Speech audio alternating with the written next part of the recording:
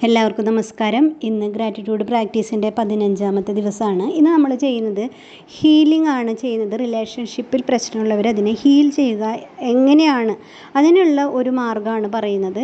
ഇത് ഒരു ദിവസം ഈ 15ാമത്തെ ദിവസം മാത്രം ചെയ്താൽ മാറ്റം കാണണമെങ്കിൽ തുടർച്ചയായി 1 മുതൽ 14 ദിവസം വരെ പറഞ്ഞിട്ടുള്ള കാര്യങ്ങൾ കൃത്യമായി ചെയ്തിട്ടുള്ളവർക്ക് മാത്രമേ ഈ ഒരു പ്രാക്ടീസ് ഒരു ദിവസം കൊണ്ട് ചെയ്തിട്ടുണ്ടെങ്കിൽ എന്തെങ്കിലും ചേഞ്ച് കാണാനായിട്ട് സാധിക്കുള്ളൂ.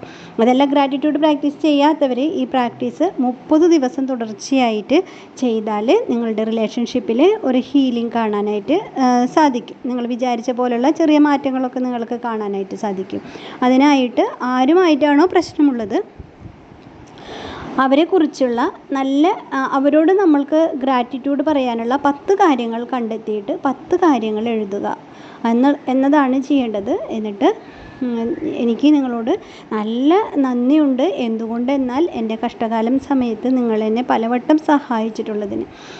എനിക്ക് നിങ്ങളോട് ആരോടാണെങ്കിൽ, ഇപ്പോൾ രാജു ആണെങ്കിൽ, രാജു നിന്നോട് എനിക്ക് ഒരുപാട് നന്ദിയുണ്ട്. കാരണം എൻ്റെ പണമില്ലാത്ത സമയത്ത് നീ എനിക്ക് പണം തന്ന് സഹായിച്ചിരുന്നു. രാജു നിന്നോട് എനിക്ക് ഒരുപാട് നന്ദിയുണ്ട്. കാരണം എനിക്ക് നീ നല്ല നല്ല നിമിഷങ്ങൾ എൻ്റെ ജീവിതത്തിലേക്ക് തന്നിട്ടുള്ളതിന്. അങ്ങനെ ആരോടാണോ പറയാനുള്ളത് അവരുടെ പേര് പറഞ്ഞിട്ടോ ഒന്ന് സംബോധന ചെയ്തിട്ട് താങ്ക് യു പറഞ്ഞതിന് ശേഷം കാരണം എന്താണെന്ന് പറയുക. അങ്ങനെ 10 കാര്യങ്ങൾ ഫീൽ ചെയ്ത് എഴുതുന്നതാണ് 15ാമത്തെ ദിവസത്തെ ഗ്രാറ്റിറ്റ്യൂഡ് പ്രാക്ടീസ് എന്ന് പറയുന്നത്. അപ്പോൾ എല്ലാവരും ചെയ്ത് നോക്കുക.